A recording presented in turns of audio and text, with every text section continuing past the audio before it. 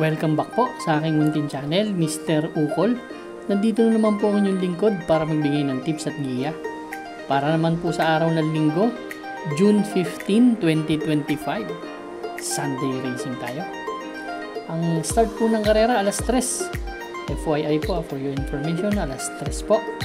Ang start ng karera, rating based handicap system race.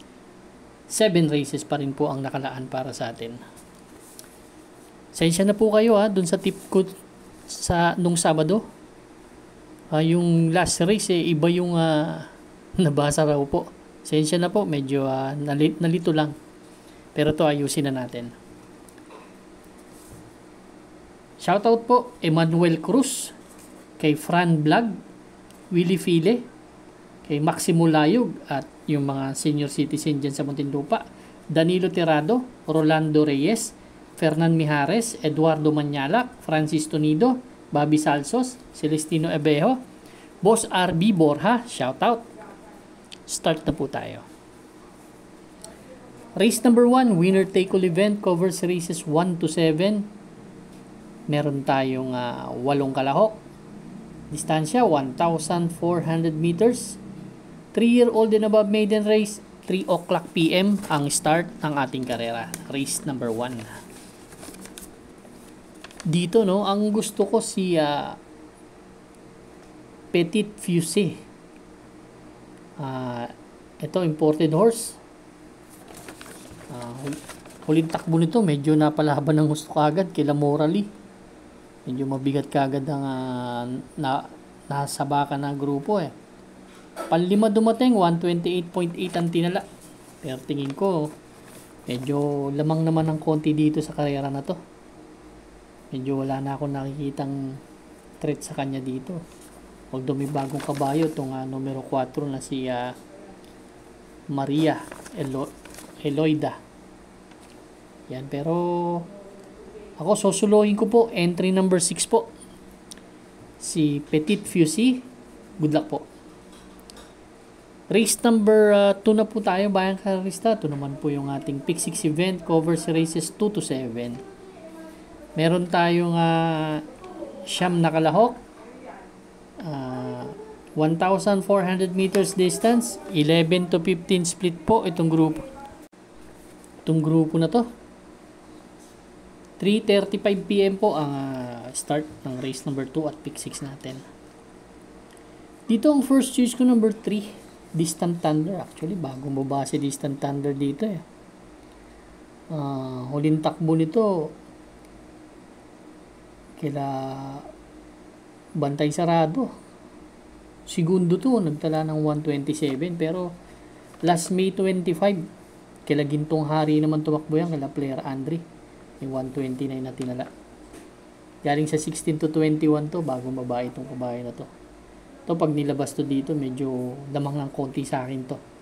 Kahit patok pa yung mabuhay sa Nakiti. Basta ilabas lang to. Ang second choice ko, number 1, itong si Dreams of the World. Si Dreams of the World naman po, last May 14, tumakbo to kila Jubilum, Grand Laughter, 1.13 medya ang tinala. Pero tingin ko, itong kabayo na to, mag-uumento to. Numero 8 to nakaraan ngayon numero 1, medyo may tulin tong kabayo na to. Tingin ko may panalo to dito sa laban. Kaya yan ang aking second choice. Race number 2, kung may mga kursunada pa po kayo, dagdag lang tayo. Pero ako, ang first choice ko, entry number 3, Distant Thunder. Second choice number 1, Dreams of the World. Good luck po. Race number 3 na po tayo, bayang karista. Ito naman po yung ating Pick 5 event, covers races 3 to 7. Meron tayong 7 kalahok dito. Distansya po, 1,400 meters. 28 to 33 split at ang start ng pick 5 4:10 PM. Dito ang senaryo natin, may matulin, may mga deremate. Dito si Winter on Fire ang mga matutulin. Euroclidon, Winter on Fire, Sandingan may konti. Tingin ko yung dalawa ang nasa harapan Pero ang first choice ko dito, yung number 3 na si Euroclidon. Si Euroclidon, although hindi maganda yung tinakbo na karaan, no? Hindi tumimbang pero 28 to 33 pero galing sa 34 to 36 to si Euroclidon. May takbo to last May 25 dun kila Accidental Hero. Dun sa 34 to 36 kila Madam Mayhem. Tumimbang to ng pang-apat, nagtala ng 126 and a half. Para sa akin kasi magaling to pag nauuna or mga segundo pwesto, yun ang basa ko. Tapos medyo hindi mapupuwersa sa largahan dahil maganda yung post position. Tingin ko malaking chance ang manalo nito. Ang second choice ko yung number 2, itong llamado siguro dito si Hey Jojo. Maganda na rin tinakbo nito last May 25. Segundo to kay Deputy Mischief, nagtala rin ng 126 and a half. Same rider ang sasakay. Ito kasing kabayo na to, nakita ko nung chinak niya yung harapan dun, medyo umusad tong kabayo, nakita ko. Kaya lang, medyo magaling talaga yung Deputy Mischief doon. Yan ang aking second choice. Pagbibigay ako ng third choice dito. Itong galing sa dalawang sunod na panalo, to si Warship. Last May 30 nanalo to. Ang tinalo nito, Central Luzon, 1.13 media. Same rider. Then last May 80 naman, 127 naman ang tinala nito nung nanalo to. Yung umakyat ng grupo, galing do sa 22 to 27, pero nakita nyo naman yung kabayo, medyo umentado yung kabayo, kaya malay natin manalo dito. Kahit umakyat ng grupo. Race number 3, ang first choice number 3, Euroclidon. Second choice number 2, Hey Jojo. Third choice number 5, Warship. Good luck po. Race number 4 na po tayo, Bayang Karista. Pick 4 event, covers races 4 to 7. Meron lamang tayong 6 na kalahok dito. Distansya, another 1,400 meters. 22 to 27 split naman po itong grupo na to. Ang first choice ko, Diado number 6, Diamond Heart. Si Diamond Heart, last May 31. Segundo to kay Sky Story na nakasali dito, no? 128 ang tinala. Kasi itong grupo na to, parang group number 5, paiba-iba ang pwedeng manalo dito sa laban na to. Kaya ako naging primera yan, may tulin po yan. Para sa akin magaling yan na pag nauuna Although nandito si Central Luzon, pero tingin ko kaya niya rin sa harap. Kasi nanalo na yun ng banderang tapos last sa January pa. Sila Gamer Winner Boss. Ako naman hindi pinauna niyan. Kaya yan ang aking first choice. Ang second choice ko dito, yung galing sa panalo si Club Habana. Talagang mahusay na kabayo to. Tip natin nakaraan to. Nanalo to last June 7. Sila Guerrero Warriors Frosty Raven. Nagtala ng 127. Pwede pa mag-umento dahil may best time na 126.2 yan. Yan ang aking second choice. Magbibigay akong third choice to, pa-aumento to, tingin ko. Yung number 1, Big Battle. Medyo tumimbang na kasi nakaraan. Pang-apat dumating, kila Trumpeter Gamer Winner. Itong malaking kabayo na to, kung baka sunod na maganda to, tas rumimate, pwedeng manalo. Race number 4, ang first choice number 6, Diamond Heart. Second choice number 5, Club Habana. Third choice number 1, Big Battle. Good luck po. Race number 5 na po tayo, Bayang Karista, last extra double and last daily double plus 1 po.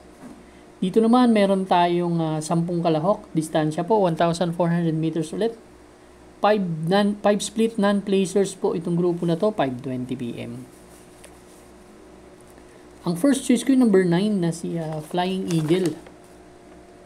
Si Flying Eagle last June 6. Medyo pang-anim lang dumating, 1.18.2, same rider.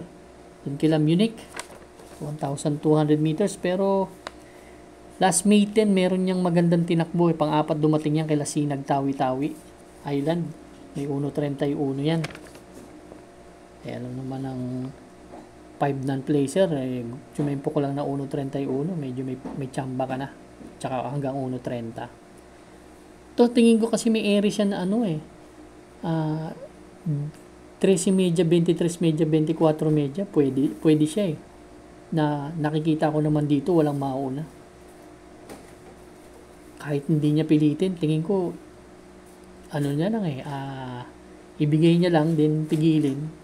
Tingin ko, walang mauuna kung gustong ilabas to eh. Second choice ko, number 7, Himanji. Si Himanji naman, last May 23. Tumakbo to kila Marquis Angel, 1.17 ang tinala. Pero gamay ni JR De Ocampo kasi yan, may best time na 1.30, dirimating kabayo. Ang third choice ko, number 2, si Super Hawk, na may 1.31.2 din. Gusto ko lang yung post position, baka manalo, dehado pa.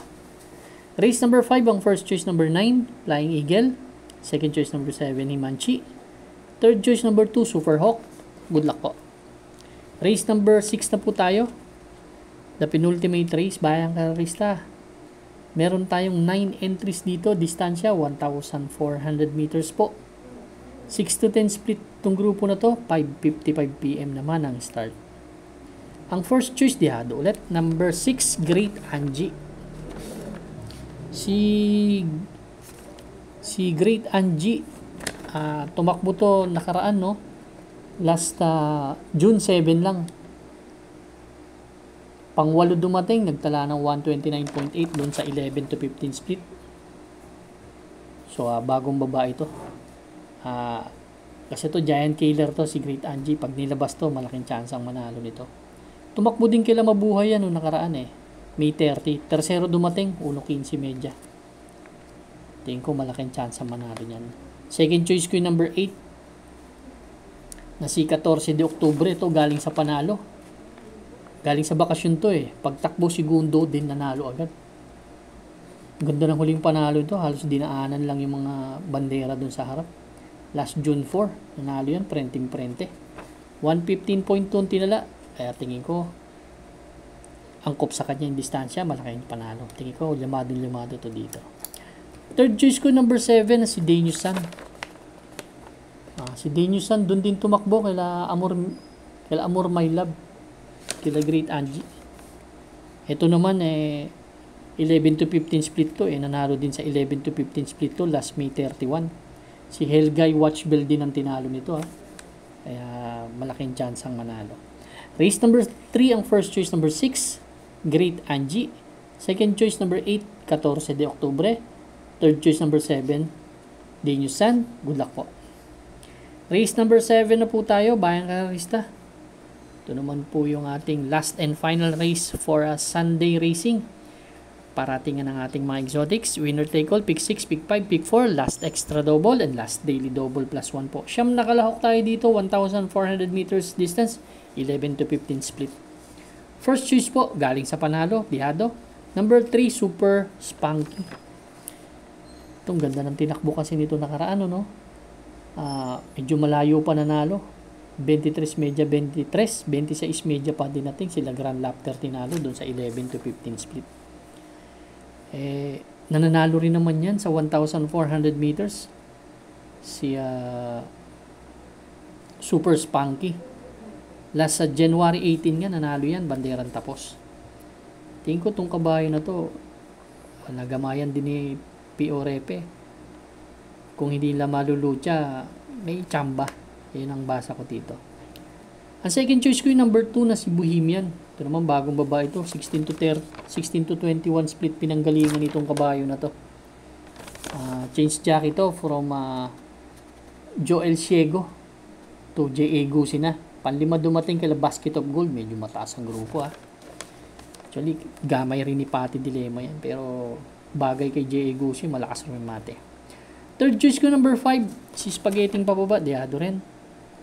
Ito naman, bagong baba rin sa 16 to 21 split. 1.30 ang tinala. Doon kila take a chance. Pero last April 13, meron pong 127 yan. At nanalo rin sa 16 to 21. Yun ang importante. Tinalo nito sila Batang Kangkalo. Race number 7 po. Ang first choice number 3, Super Spunky. Second choice number 2, Bohemian. Third choice number 5, Spaghetting pababa. Good luck po bayang karista. Maraming salamat po sa inyo walang sawang pagtangkilik sa aking munting channel. Good luck and stay safe.